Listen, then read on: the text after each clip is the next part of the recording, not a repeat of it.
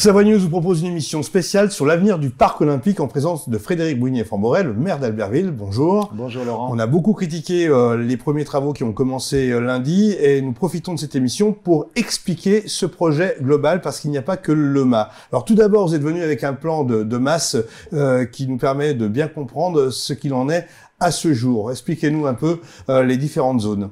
Très bien, alors aujourd'hui, voilà, ça c'est la situation actuelle où l'on a la zone du Nampotier qui recevait la fête foraine notamment. Donc là, on est derrière la Halle Olympique. Tout à fait, c'est une sorte de terrain vague, enfin c'est un terrain vague derrière la Halle Olympique. On a une deuxième zone aujourd'hui qui est entièrement une plateforme enrobée, donc il y a plus ce bâtiment-là de la SAMSEI qui a été démoli, et puis on a temporairement la pétanque qui s'est installée là pour jouer, et puis on a une troisième zone qui est cette zone-là devant le mât olympique, qui est une grande zone goudronnée aujourd'hui, qui date de l'époque des Jeux, mais qui n'est pas un abord très enthousiasmant en tous les cas et très sympathique pour la mise en valeur du mât. Et puis on a aussi, pour finir, cette avenue Joseph Fontanet qui a une largeur extrême puisque on a du stationnement, beaucoup d'enrobés et une voie de circulation de ce côté-là. Alors vous voulez transformer tout ça, vous voulez aménager tout ça et vous allez nous expliquer maintenant avec une perspective qui nous emmène jusqu'à 2030, je crois, en termes d'investissement sur le parc olympique.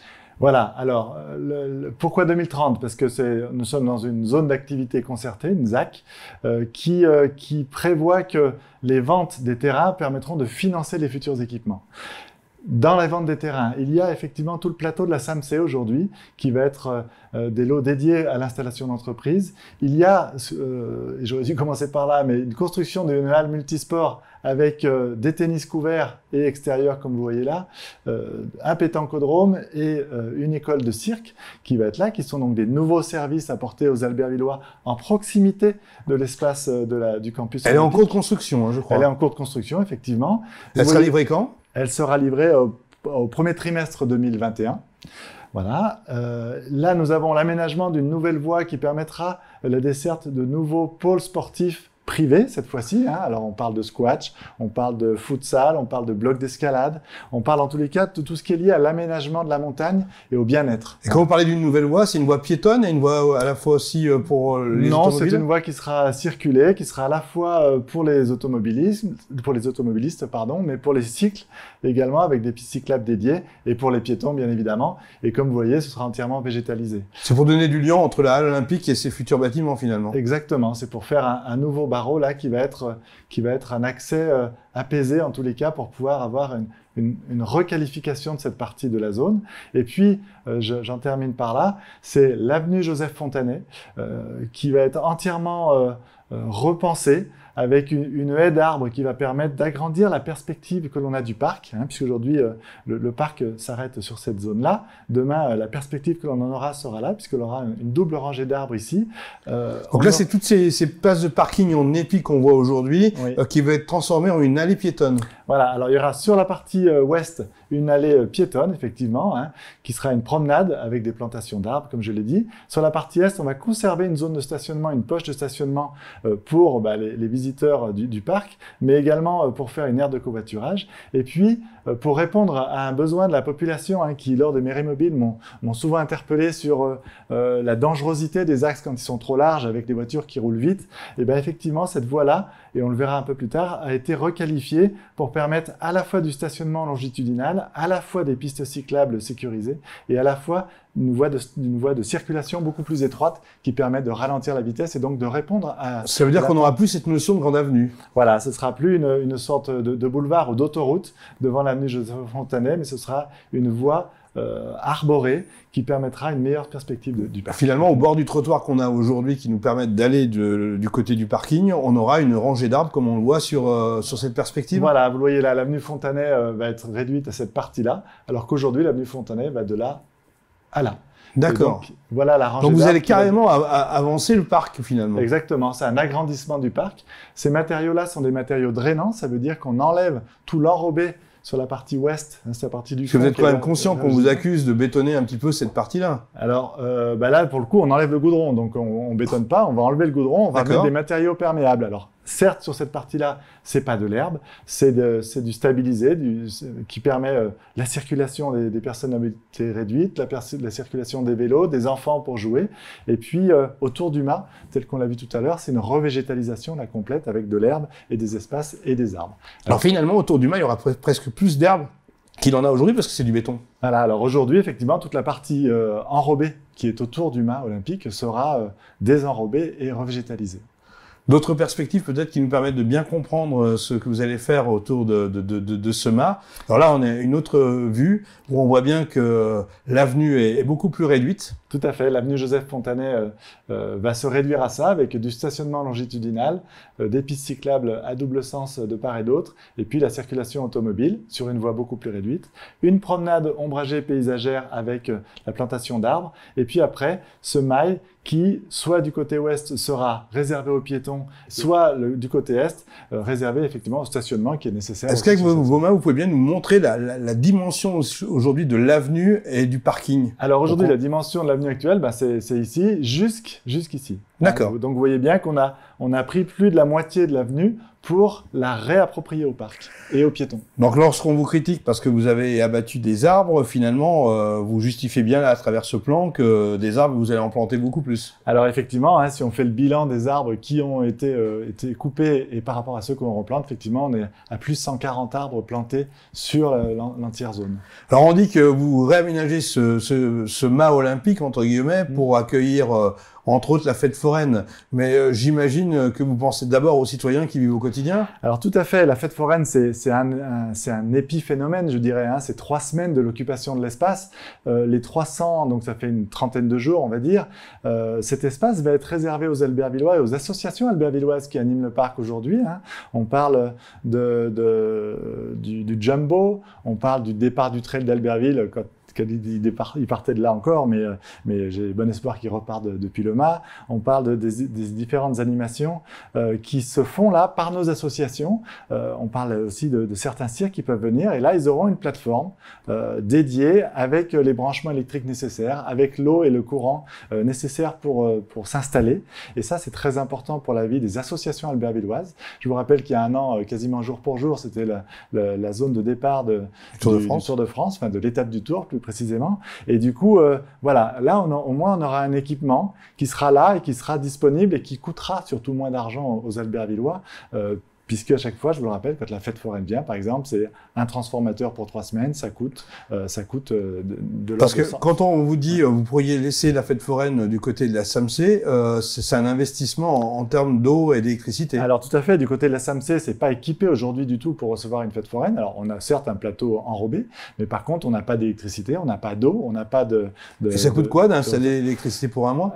Si on globalise tous les travaux qui seraient nécessaires à accueillir la fête foraine sur la SAMC, ce sera un coût de l'ordre de 100 000 euros. De 100 000 euros par an. C'est-à-dire qu'à chaque année, on amène les transformateurs et alors c'est un peu complexe la tarification EDF, mais on amène des transformateurs en tarif jaune, tout ça. Ça coûte de l'ordre, en gros, c'est un billet de 100 000 euros par an. Il ne faut pas oublier que cette SAMC, vous souhaitez aussi en faire un lieu économique qui va permettre d'autofinancer l'ensemble de ces projets que vous venez de présenter. C'est le principe, c'est-à-dire que cet espace-là est dédié aux entreprises qui vont s'installer, qui ont une obligation de végétaliser également leur parking. Donc, il faut bien dire que ça va aussi s'améliorer là et dans le bilan des arbres. Je ne vous parle pas de ceux qui vont être plantés par les entreprises privées. Et puis, c'est effectivement la vente de ces terrains-là qui permettra de financer partie des travaux qui sont faits ici au pied du mât.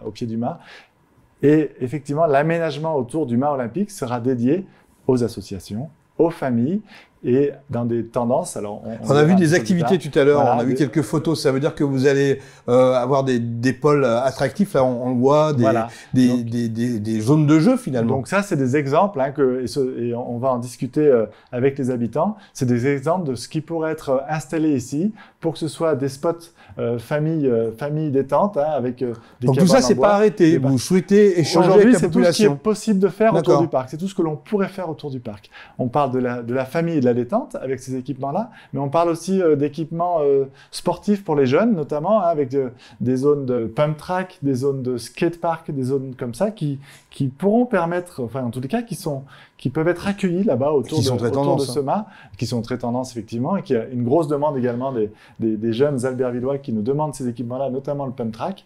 Et puis on n'oublie pas aussi le côté patrimonial et culturel du site, puisque dans le cadre d'un projet patrimonial, il a été prévu également de mettre en place des éléments mobiles sur cette esplanade qui permettront d'avoir une interprétation du paysage, une interprétation du patrimoine, d'expliquer pourquoi le mât, d'expliquer... Parce que la symbolique du mât, c'est un des derniers visuels qu'on va regarder, reste intact, c'est quand même les Jeux Olympiques de 1992. Exactement, donc voilà, là, on l'a représenté là, hein, donc c'est ce dont je vous parlais tout à l'heure, cette partie-là qui va être entièrement revégétalisée pour vraiment faire un cercle autour du mât olympique. Et puis après, voilà, des éléments, ce qu'on appelle des éléments d'interprétation du patrimoine qui pourront, alors c'est pas forcément celui-là, mais qui pourront prendre lieu. Et là, vous avez une personne qui se repose et puis qui a un petit visuel en face qui lui explique le parcours qu'il peut faire dans le parc pour découvrir la halle olympique qui est un petit peu plus loin, pour découvrir le centre national de ski, pour découvrir, pourquoi pas, le parc du Val-des-Roses, enfin pour découvrir la ville d'Albertville, la ville dans laquelle il est.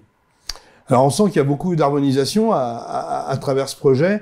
On s'inquiète quand même aujourd'hui sur le workout qui a disparu. Il y a quand même des aménagements qui ont été très prisés par les jeunes. Et on se dit, mais qu'est-ce qu'ils vont en faire? Ça disparaît? Alors aujourd'hui, non, pas du tout. On les déplace aujourd'hui parce que, eu égard au chantier, on ne peut pas être en trop grande proximité du chantier et de ces équipements-là, hein, parce que je vous rappelle quand même qu'il y a des engins qui vont tourner là-bas. Donc on les déplace aujourd'hui et on va sécuriser leur accès. Donc là, cette semaine-là, ont été déplacés le skatepark, notamment une partie des éléments du skatepark. On attend juste que le bureau de contrôle vérifie que les équipements sont bien réinstallés et ce sera à nouveau rendu aux habitants dès milieu de semaine prochaine. Et vous allez le mettre où? Il est juste à côté, en fait. Il a été déplacé. C'est juste un déplacement de quelques mètres. D'une quinzaine de mètres. Il a été déplacé pour que justement nos jeunes puissent encore bénéficier de ces infrastructures. Et puis aujourd'hui, les habitants qui voulaient bénéficier de cet emplacement-là et l'emplacement du parc peuvent aller sur le terrain de baseball qui est juste derrière ou sur l'arrière du mât aujourd'hui, qui n'est pas du tout impacté par ces travaux-là, puisque déjà végétalisé, déjà arboré. Donc là-bas, on ne touche pas au parc. Alors, on vous a un peu visé sur la communication, parce que là, quand vous nous expliquez tout ça, ça donne vraiment envie, hein, en souhaitant rester objectif vis-à-vis des citoyens qui nous regardent. Pourquoi ce manque de communication? Qu'est-ce qui s'est passé? Alors bon, on apprend en marchant, comme on dit. On a quand même eu un phénomène inhabituel, hein, qui est la période de confinement, hein, qui a arrêté d'un seul coup tous les projets. Ce projet-là devait commencer au mois d'avril, hein, les travaux devaient commencer au mois d'avril. On avait anticipé une communication pour préparer cela.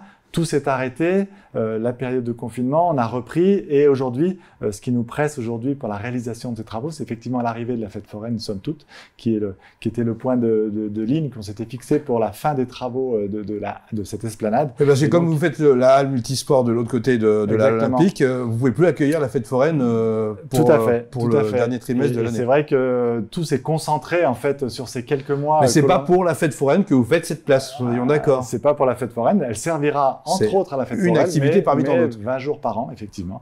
Mais c'est une petite activité par rapport au reste de l'usage de cet espace-là. Vous parliez d'un beau futur pour Albertville. Alors là, on s'est concentré sur le parc olympique parce que c'est un petit peu l'actualité du moment pour les citoyens albertvillois qui souhaitaient comprendre, et j'espère que cette émission permet de les aider à comprendre. Mais j'imagine que vous avez d'autres projets sans rentrer dans les détails pour Albertville, parce qu'il y a le centre-ville, bien sûr, qui cherche une dynamique aujourd'hui, par exemple. Voilà, alors pour le centre-ville, et ça faisait effectivement partie du programme de l'équipe J'ai monté, mais qui va être pour le bénéfice de l'ensemble des Albertvillois, évidemment, c'est la construction du cinéma dont on a beaucoup parlé, dont on avait acté des financements par l'agglomération avant la fin du dernier mandat. Et du coup, ayant appris de ces tergiversations de communication, on va, je pense, lancer une consultation pour savoir où positionne-t-on ce cinéma sur le centre-ville, sur la partie nord du centre-ville, sur le parking du tribunal, comme on l'avait suggéré dernièrement. Mais voilà, on va associer la population à choisir l'emplacement de ce cinéma, l'objet cinéma n'étant pas un sujet en soi, puisqu'il faut que nous ayons ces 5 salles de cinéma pour pouvoir faire vivre notre cinéma avec l'association des amis du cinéma local. Quand on parle d'échange à la population, vous vouliez revenir sur le fait que les mairies mobiles que vous avez réalisées sur le précédent mandat faisaient partie de cet échange et que ça, c'était presque unique en Savoie à l'époque. Donc vous étiez un peu précurseur. Alors, ouais, merci. Alors, ça vient quand même de mon ami Fabrice Pankouk de Moutier hein, qui m'avait soufflé l'idée. Très bien. Cependant, nous y avons mis une vraie ardeur. Nous recommençons en septembre prochain les mairies mobiles dans les quartiers. Hein, donc, pendant 9 semaines qui vont s'étaler sur 9 quartiers différents de la ville. Et pour en revenir à ces mairies mobiles, l'avenue Joseph Fontanet, sa requalification est en totale cohérence et avec totales attentes de la population au global sur Albertville, puisque 80-90% des doléances dans ces mairies mobiles sont la limitation de la vitesse, la réduction du flux automobile et l'aménagement de voies cyclables. C'est ce qu'on a fait sur l'avenue Joseph Fontanet. La ville apaisée que vous souhaitez pour demain. Tout à fait. Merci Frédéric Boignet-Famborel d'être venu sur notre plateau nous expliquer ce projet. Bien sûr, vous pouvez commenter et faire vos retours à travers cette émission. Et nous irons aussi sur la réunion publique de la Pierre du Roi recueillir les propos des uns et des autres. À très bientôt sur Savoie News. Merci Laurent.